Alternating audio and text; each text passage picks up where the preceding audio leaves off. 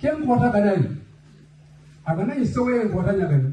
igadi be makari igadi be habakari igadi be remenkari igadi be kinakari ken kamalo isowe no ba jamane nanyana kamo kudo keme maganya kubero ka igara nengia ewo ogi ibutu masana mogombe ogi jemana berena mogombe ame ganta kanyana ye mamono bokal si ke ado kadi jamane marekilira ida kudunya kunna diganda kubero kada soron kari ki senta kama la loi de mise donc so tay do ala ko bat pourquoi di loi de mise ak loi de mise ko won ko wata donc ni bayat so wayna ala ko gasa donc kenna daga gadani kebe ga kata geli dal mahu ado nyaroye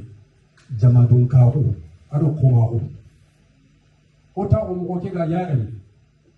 ko kali diga mo ay trindi ndo ay ko kala te ni anto ota o yegeti bawo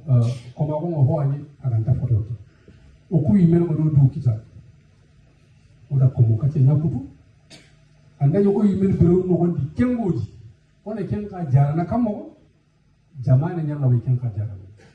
keba kata kanu ko xibare na yille kata kanu ko xibare na kanu ku inyan tuyi so ni gennan tuyi hulle nan tuyi wolo nan tuyi iranya bolyen kitu yo jamana no gondi bawo ken na tore nyana na burem bagadini